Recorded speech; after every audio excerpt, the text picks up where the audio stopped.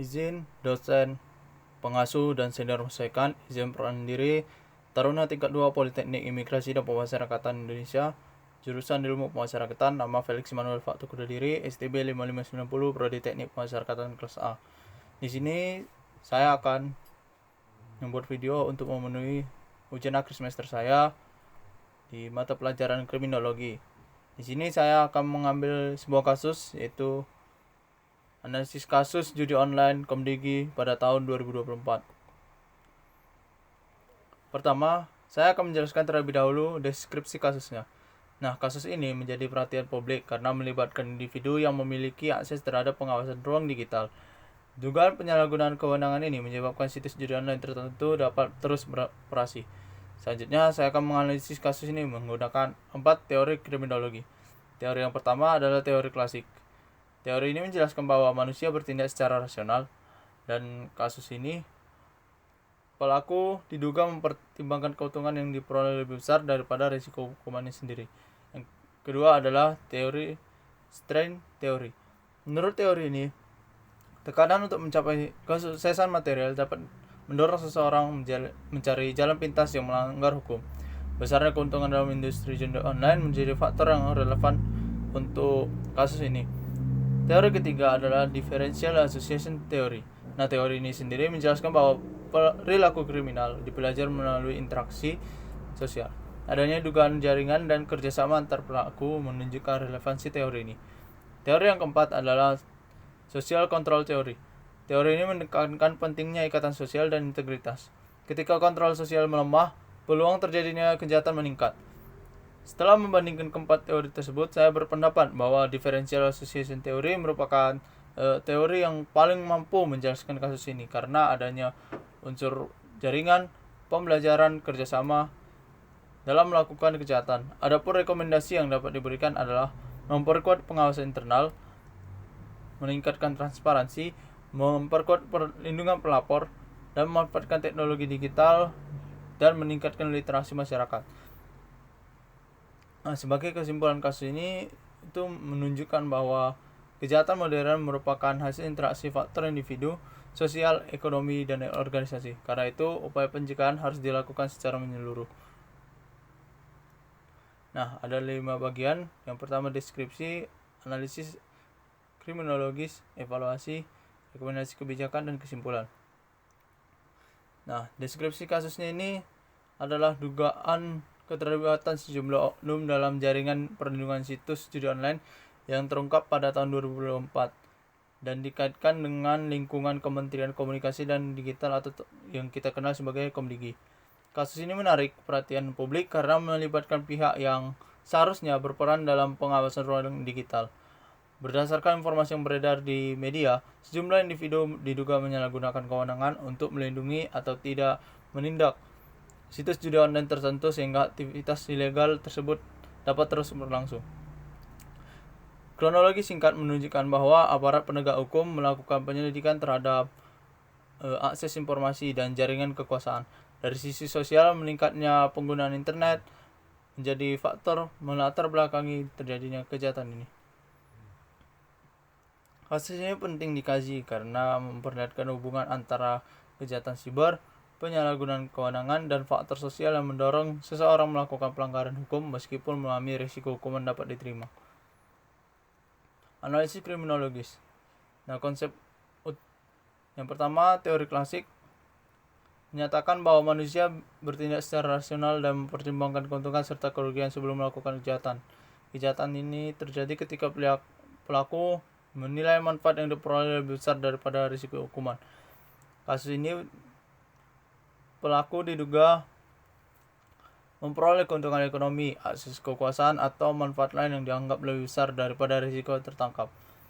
Fakta bahwa praktik tersebut berlangsung dalam jangka waktu tertentu menunjukkan adanya perhitungan rasional mengenai peluang keberhasilan dan kelemahan pengawasan. Strain teori dari Robert K. Merton.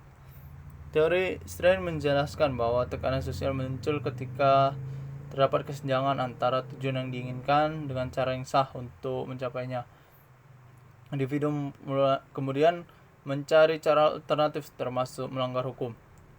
Kasus ini, motif ekonomi dan keinginan memperoleh keuntungan secara cepat dapat dipahami sebagai bentuk respons terhadap tekanan untuk mencapai kesuksesan material. Jika individu memang jalur legal tidak cukup memberikan hasil yang diinginkan, maka muncul kecenderungan untuk menggunakan cara yang ilegal.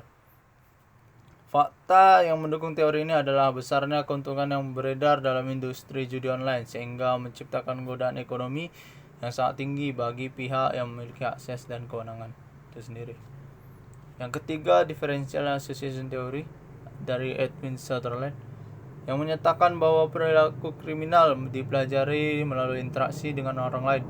Individu belajar teknik, motivasi, dan pembenaran terhadap kejahatan dari kelompok sosial tempat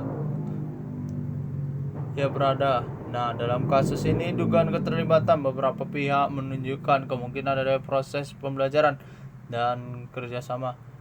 Pelaku tidak bertindak sendiri, melainkan berada dalam jaringan yang memungkinkan pertukaran informasi, pembagian peran, dan pembentukan norma yang membenarkan perilaku menyimpang.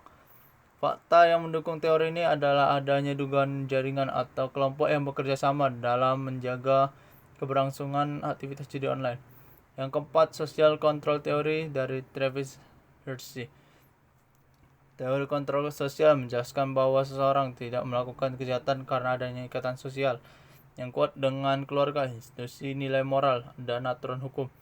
Ketika ikatan tersebut melemah, peluang melakukan kejahatan meningkat. Kasus ini dapat dijelaskan melalui melemahnya komitmen terhadap nilai integritas, etika profesi, dan tanggung jawab jabatan, sehingga kontrol internal maupun eksternal tidak berjalan efektif. Individu lebih mudah melakukan penyimpangan. Fakta yang mendukung adalah adanya penyalahgunaan posisi yang seharusnya digunakan untuk melindungi kepentingan publik. Evaluasi teori klasik punya kelebihan. Karena mampu menjelaskan unsur pilihan rasional dan motif keuntungan, tapi teori ini menurut saya kurang memperhatikan pengaruh dari lingkungan sosial. Selain teori mampu menjelaskan tekanan ekonomi dan dorongan mencapai kesuksesan material, tetapi tidak semua orang mengalami tekanan tersebut dan akan melakukan kejahatan. Differential association theory unggul dalam menjelaskan bagaimana kejahatan dapat berkembang melalui jaringan sosial dan proses pembelajaran. Kelemahannya adalah kurang menjelaskan alasan awal seseorang bergabung dalam kelompok kriminal. Social control theory menjelaskan pentingnya integritas dan pengawasan sosial, namun teori ini tidak sepenuhnya menjelaskan motif ekonomi yang menjadi pendorong utama. Dari keempat teori tersebut, differential association theory yang paling mampu menjelaskan kasus ini, karena terdapat indikasi adanya jaringan kerjasama dan proses pembelajaran perilaku kriminal di antara pelaku. Meski demikian, pemahaman yang paling komprehensif diperoleh melalui kombinasi seluruh teori. Rekomendasi kebijakan yang bisa saya berikan: yang pertama, memperkuat sistem pengawasan internal dan audit digital. Yang kedua, meningkatkan transparansi proses pemblokiran situs ilegal. Yang ketiga, memberikan pendidikan etika dan integritas secara berkala kepada aparatur. Yang keempat, memperkuat perlindungan whistleblower. Yang kelima, memanfaatkan kecerdasan buatan dan analisis data untuk mendeteksi pola penyimpangan. Yang keenam, memperkuat kerjasama antara pemerintah, kepolisian, dan penyedia layanan digital. Yang ketujuh, meningkatkan literasi digital masyarakat mengenai bahaya judi online.